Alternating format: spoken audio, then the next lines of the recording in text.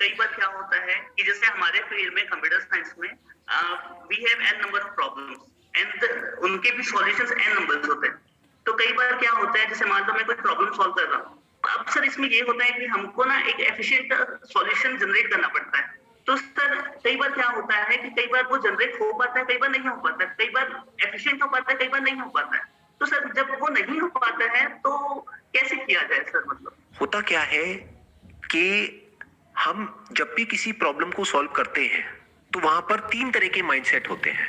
एक होता है कि प्रॉब्लम को देखा और डर गए प्रॉब्लम से कि ये प्रॉब्लम बहुत बड़ी है, हम कहते हैं शायद ये नहीं हो पाएगा, मैं नहीं कर पाऊंगा। अंदर से ऐसा बोल रहे होते हैं, बाहर से शायद कोई बोलता है कि नहीं नहीं तू कर सकता है, फिर हम ट्राई करते हैं, सोल्यूशन नहीं निकलता है तो फिर हम छोड़ ही देते हैं। हम कहते हैं नहीं नहीं बोल तो दिया आपको, नहीं हो सकता, इट्स नॉट पॉसिबल। क्योंकि हम एक तरीके से उसको नहीं कर पा रहे तो और जो लाखों तरीके हैं उसको करने के वो हमारे दिमाग में आते ही नहीं है, और जो सोल्यूशन है वो आते ही नहीं है। तो अब एफिशिएंट का मतलब क्या हुआ, उस पर अभी हम आते हैं। तो पहले तो ये कैटेगरी समझ में आया कि वी गिव अप।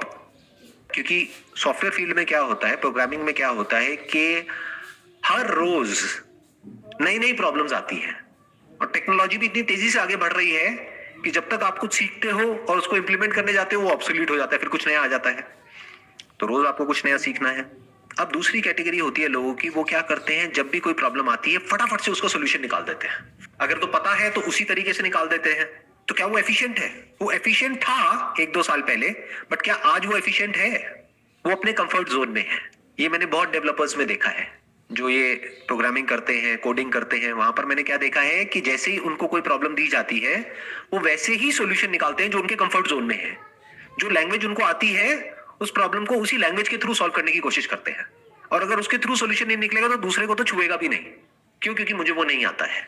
चाहे तो वो सीख सकता है, हो सकता है वो सोल्यूशन एक में नहीं है लेकिन दूसरे में है। तो वो क्या करते हैं, बेसिकली प्रॉब्लम का सोल्यूशन तो निकाल लेते हैं लेकिन वो सोल्यूशन एफिशिएंट नहीं है। दैट मे और मे नॉट बी एफिशिएंट। क्यों? क्योंकि वो उसी तरह से उसका सोल्यूशन निकाल रहे हैं जिस तरीके से 5 साल या 10 साल पहले निकालते थे। आज सब कुछ बदल चुका है। आज उससे कम लेटेंसी में उससे बेटर तरीके से उसका सोल्यूशन निकाला जा सकता है। मानो अगर उसने एक क्वेरी बनाई जिसको एग्जीक्यूट होने में 5 सेकंड लग रहे हैं, तो आज ऐसी ऐसी जो नई टेक्नोलॉजीज हैं और जो नई लैंग्वेजेस हैं वहां पर हो सकता है 1 सेकंड लगे। लेकिन क्योंकि वो अपने पुराने पैटर्न में ही गोल गोल गोल गोल घूम रहा है तो 5 सेकंड में ही सोल्यूशन निकाल करके अपने क्लाइंट को बोल देगा ये बहुत एफिशिएंट है। अब क्लाइंट को क्या पता क्या एफिशिएंट है? क्लाइंट कोई प्रोग्रामर थोड़ी ही है, कोई डेवलपर थोड़ी ही है। तो क्लाइंट कहेगा ठीक है, वो कहेगा देख लो थोड़ा बहुत कुछ हो सकता है। तो वो क्या करेगा, उसको थोड़ा बहुत ट्विकिंग करके, ऑप्टिमाइज करके, मानो इंडेक्सिंग करी, ये करा वो करा, वो सब करके और फिर कह देगा ये देखो 5 सेकंड से अब मैं 3 सेकंड पे ले आया। क्लाइंट खुश। But is it really efficient? ये उस डेवलपर को अपने आप से पूछना है। क्लाइंट को तो कुछ पता ही नहीं है, उसके लिए क्या 10 सेकंड, क्या 5 सेकंड, क्या 1 सेकंड। बट अगर वो एक्चुअल में एक एफिशिएंट सॉल्यूशन निकालना चाहता है एक प्रॉब्लम का, तो अब वो क्या करेगा, वो देखेगा कि इसका बेस्ट पॉसिबल सॉल्यूशन एक्चुअल में क्या है। That is actually efficient and that which connects to what the client wants. उससे पूछना पड़ेगा कि आप ये क्यों चाहते हो।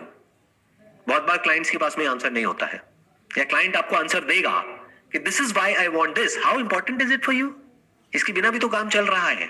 तो क्लाइंट कहेगा हाँ इतना इंपॉर्टेंट नहीं है। तो क्या होगा कि क्लाइंट की जो थॉट प्रोसेस है वो फोकस्ड हो जाएगी। आप क्वेश्चंस पूछ करके क्लाइंट से ये निकलवा सकते हो कि एग्जैक्टली ये जो प्रोजेक्ट है इसके लिए 3 या 4 या 5 सबसे इंपॉर्टेंट चीजें क्या है उस क्लाइंट के माइंड में। अगर आप ये नहीं निकलवा पाए तो वो क्लाइंट क्या करेगा, आपका कभी पीछे छोड़ेगा ही नहीं। वो दिन में 50 बार आपके पास में आ जाएगा, अब ये करो, अब वो करो, अब वो करो, अब वो करो। आप एक लूप में फंस गए हो। It's like a never ending loop. जैसे किसी आदमी के डिजायर्स को पूरा नहीं किया जा सकता, तो जो भी वो सोच रहा है अगर उसको क्लियर ही नहीं है कि मुझे चाहिए क्या है तो भटकता रहेगा। बिल्कुल ऐसा है जैसे सड़क पे कोई निकल गया, उसको पता ही नहीं है मुझे जाना कहाँ है। कभी यहां जा रहा है, कभी वहां जा रहा है, और आप उसके इंस्ट्रक्शंस को फॉलो कर रहे हो और सोच रहे हो बहुत एफिशिएंट तरीके से मैं काम कर रहा हूं। समझदारी किसे कहेंगे? जब क्लाइंट को क्लियरली पता हो कि मुझे क्या चाहिए, वो लिख करके दे आपको कि ये 5 चीजें मुझे चाहिए। क्लाइंट से पूछ लो कुछ और तो नहीं चाहिए आपको, तो क्लाइंट बोलेगा एक मिनट मुझे सोचने दो, मेरे जो और कॉम्पिटिटर्स हैं उनके मैंने प्रोजेक्ट्स देखे करे, प्लस मैंने अपनी रिक्वायरमेंट को समझा, उसके बेस पर अब ये 10 चीजें हैं जो मुझे चाहिए। आपने क्लाइंट से पूछे 10 में से सबसे इंपॉर्टेंट क्या है, उसने कहा स्पीड। तो अब एफिशिएंट तरीका क्या हुआ कि सबसे पहले आप उसको अचीव करने की कोशिश कर रहे हो। 10वें नंबर पे जो है उस पे कॉम्प्रोमाइज कर सकते हो, पहले पे नहीं। तो यहां पर एफिशिएंसी का मतलब क्या, पहले आपने समझा क्लाइंट से कि क्लाइंट एग्जैक्टली क्या चाहता है और उसको प्रायोरिटाइज किया कि सबसे इंपॉर्टेंट क्या है और सबसे पहले उसको अचीव किया, या ये कह लो वो एक तरह से सेंटर पॉइंट बन गया।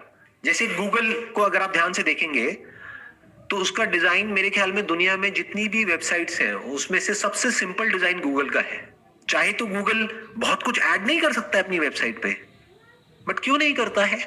क्योंकि उसके लिए सबसे इंपॉर्टेंट है स्पीड, कि कितनी जल्दी आप चीजों को एक्सेस कर सकते हो और कितना सिंपली आप चीजों को एक्सेस कर सकते हो, कितनी जल्दी आपको वो मिल सकता है जो आपको चाहिए। तो उसने क्या किया, कभी भी अपनी वेबसाइट को क्लटर नहीं होने दिया और जो भी एलिमेंट्स हैं जो उस सेंटर से रिलेट नहीं हो रहा है उस सबको हटा दिया। चाहे तो बहुत कुछ कर सकता है, देखो आप वेबसाइट्स को कैसी होती हैं, बहुत लोगों की पता नहीं भर रखा होता है। जैसे लोगों का घर भी आप देखोगे तो कुछ होते हैं जो मिनिमलिस्ट होते हैं, यानी खाली खाली दिखेगा आपको सब कुछ। कुछ है जिन्होंने भरा हुआ है, चलने की भी जगह नहीं है। तो एक अच्छे डिजाइन का मतलब क्या है, कम चीजें हैं लेकिन वही चीजें हैं जो कि जरूरी है। तो सबसे पहले आइडेंटिफाई करो नंबर 1 पे क्या है, नंबर 2 पे क्या है, नंबर 3 पे क्या है, उसको अचीव करते चले जाओ, टिक कर दो और बोलो हो तो गई अचीव, अब आपको और क्या चाहिए और क्यों चाहिए।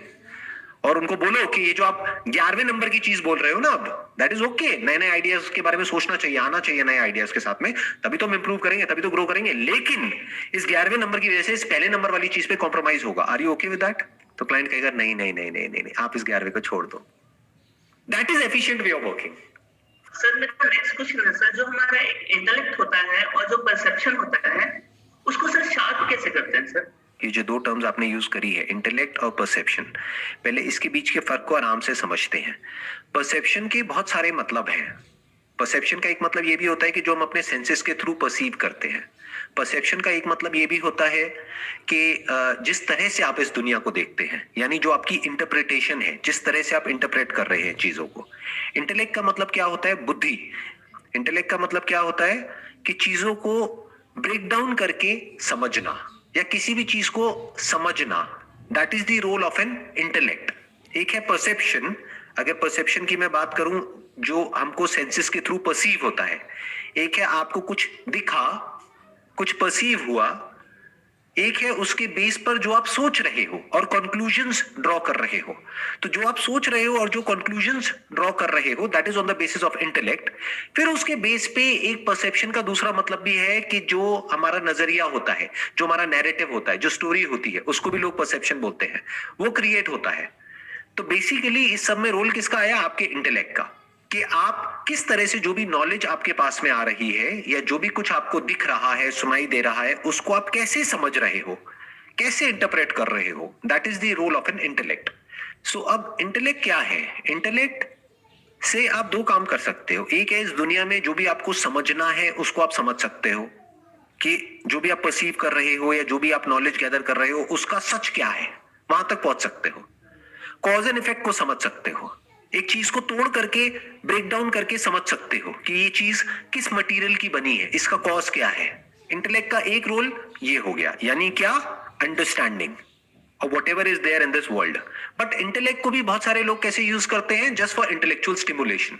मतलब क्या, कुछ बुक्स पढ़ ली और दिमाग में कुछ भी सोचे चले जा रहे हैं, सोचे चले जा रहे हैं, सोचे चले जा रहे हैं और उसके बेस पर कुछ भी बोल रहे हैं without any understanding about the facts. ऐसे लोगों को बहुत सारे लोग इंटेलेक्चुअल समझ लेते हैं, क्योंकि उनके पास में बहुत भारी भारी वर्ड्स होते हैं। उनकी जो लैंग्वेज होती है वो ऐसी होती है कि ज्यादातर लोगों को समझ ही नहीं आती है कि वो बोल क्या रहे हैं, या कुछ भी कहीं से पढ़ लिया, उसकी खिचड़ी सी बना दी और बना करके आपको प्रेजेंट कर दी। तो लोगों को लगता है कि अरे ये तो बहुत इंटेलेक्चुअल है, इसको तो सब पता है, मुझे कुछ नहीं पता है।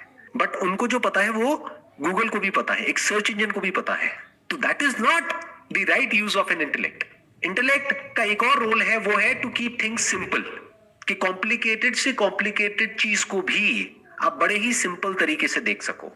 ये भी एक रोल है इंटेलेक्ट का। लेकिन ज्यादातर लोग इंटेलेक्ट को कैसे यूज करते हैं, वो सिंपल से सिंपल चीजों को भी कॉम्प्लिकेटेड बना देते हैं और उनको उसमें मजा आने लग जाता है। इसको बोलते हैं इंटेलेक्चुअल स्टिमुलेशन। और प्लस इंटेलेक्ट का एक और रोल है, बुद्धि का एक और बहुत बड़ा रोल है, कि जो भी हमको परसीव हो रहा है हमारे सेंसेस के थ्रू, या जो भी इस ब्रेन में थॉट्स चल रहे हैं, फीलिंग्स, इमोशंस, मेमोरी, उस सबको भी इंटेलेक्ट समझ सके, या ये कह लो इंटेलेक्ट की लिमिटेशन को देख सके, थॉट से थॉट की लिमिटेशन को देख सके। That is the only way to calm your mind, there is no other way. अगर आप थॉट्स में ही उलझे रह जाओगे तो बिल्कुल ऐसा है कि आप एक प्रिजन में फंस गए हो और आपको खुद को ही नहीं पता है। तो एक्चुअल में इंटेलेक्चुअल कौन है? वो इंसान जिसने एक्चुअल में इंटेलेक्ट की लिमिटेशन को देख लिया है, और आप ये भी कह सकते हो कि वो एक तरीके से इंटेलेक्ट से फ्री हो गया है, इंटेलेक्ट से ऊपर उठ गया। अब वो इंटेलेक्ट को यूज तो कर सकता है, बट इंटेलेक्ट उसके ऊपर हावी नहीं हो सकता।